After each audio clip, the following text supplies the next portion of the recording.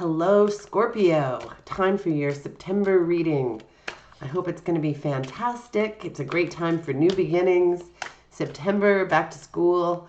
I know most people don't go back to school anymore, or I shouldn't say most, but tons. So if that doesn't jazz you, then whatever does. Even if you're not going back to school physically, you might still be beginning your school year or whatever, study time, or you might be starting a new project, a new job, all kinds of different exciting things. So whatever it may be, let's see what's in store for you for September 2022. I have not been around for a while, but I'm going to do monthly readings for sure for each of you wonderful astrological signs from now on. And then I am also going to be doing lots of other fun stuff like deck reviews and answering your questions, of which I have many, and all kinds of other things. So I have moved a lot this year. I've had some crazy times, bad boyfriend nonsense and stupid stuff like that, but it's over. I'm in a new place and I've got space to do what I want to do, including doing readings. This wants to jump out. And so hopefully we are going to have some fun times ahead. So please comment. I would love to hear your opinions on everything. Let's see what's happening for my Scorpios in the month of September. Ooh, one of my favorite cards.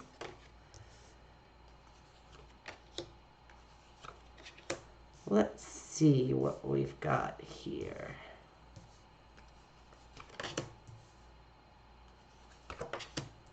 These two cards keep coming up together, which I find sort of interesting. Okay, so we've got a little bit of worry here. A little bit of worry and torment. I mean, if you're a person who doesn't have any of that, then more power to you, because usually most of us at some point or another definitely do, but maybe there's something on your mind, that really has to be dealt with. It doesn't have anything bad around it, so I'm going to say this is not dreadful beyond belief, or I certainly hope it isn't for you, Scorpio.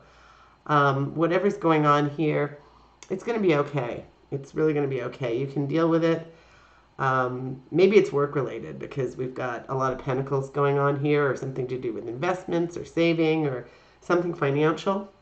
Although it looks like you're on the right path here to doing pretty well. Or you may have given some money to charity or helped somebody out recently. You're a hard worker, Scorpio. It looks like somebody's working hard, learning new skills, or honing old skills perhaps, trying to get to the point where you are financially stable and you don't have to have any financial worries at all, which would be wonderful, wouldn't it? Now, you only have one court card here, and it's the King of Swords. So that's an air sign, Gemini, Libra, or Aquarius, and that's the king. So the king represents truth and goodness and honesty. Sometimes Libras can be honest to a fault. I like that, but not everybody does. They can be a little cold at times, very detached, because sometimes they're on a mission and they want to make things happen in a very specific and certain way. They're very practical people, typically. But the king is at the top of his game. It depends on if you consider a knight who's sort of in the prime of life or somebody who is very, very accomplished. The king is more accomplished. He's done lots. He's good at what he does. In the case of the King of Swords, he's usually got a lot of knowledge. He's usually very willing to pass on his knowledge. So maybe this is a mentor, a husband, a brother, a friend, somebody in your life. And if it's not any of those things, often the King of Swords comes in to say, okay, cut through the BS and let's figure this out right here and now, because I'm the authority figure on the truth and we're going to get there. So whatever that may be for you. And then we've got this card, which is one of my least favorite cards in the deck. It usually means some kind of deception, but I often find it's a meaningless card because sometimes it means gossip or something very, very trivial. Sometimes it means theft. Sometimes it means, somebody's really deceiving you. Sometimes it means somebody's having an affair. So say if you're married to this guy and this is the card, next to him, you might go, oh, well, he's having an affair. Well, that could be true, but he could also be just talking behind your back, which also isn't nice if you're married to him. But you know what I'm saying? Like, there are a zillion options with this card. And since the inception of this deck, it's been pretty vague as to what this card means. It can even mean failed plans. I mean, so who really cares if it's failed plans? Well, I mean, depending on how major the plans are. This card is juggling something. Two things. I often find this card to mean juggling finances with home life, or finances with something that's upsetting you and makes it difficult to, say, go to work.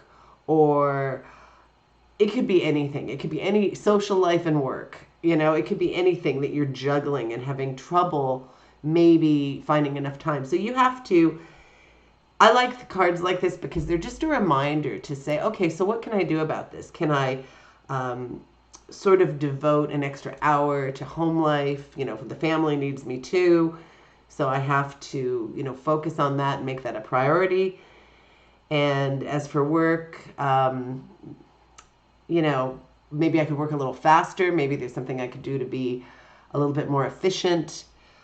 Maybe skip a coffee break and really brainstorm, or maybe work out at lunch so I'm more productive in the afternoon. Whatever it may be for you, because everybody's so different and everybody has different schedules these days. And, any of the old methods of doing things are really not necessary in a lot of jobs. Maybe you're working at home and maybe you can have a break anytime you want to. Maybe you can do something physical. Maybe you can just go out for a half an hour walk at lunch and do something to really refresh yourself and then be more productive in the afternoon. I mean, maybe it takes some experimentation to figure out what works for you. But there's a juggling act of some form going on here. And it looks like finances are important to you. Oh, I'm so sorry. I'm choking to death from my candles, but I love candles, so they have to be there. So there is something, work-wise, I'm going to say, going on, and you are working to, make sure your finances are intact, and that's good, but it might also cause you worry. So try not to worry, just focus on doing what you need to do. Now, this is a wonderful card. Sometimes we call it the Arrows of Love. It's the Eight of Wands. Something's going to happen fast. This is an action card. There's going to be some action that either you're going to do or it's going to come at you, and it's going to be fast action. And the Wheel of Fortune is sometimes a very lucky card. So I'm going to say something's coming in that's very positive, and you're going to have some good luck happen. Or maybe it's not all luck. Maybe it's you putting it into practice. But either way, it's going to go well, and it's going to be something that gives you great pleasure.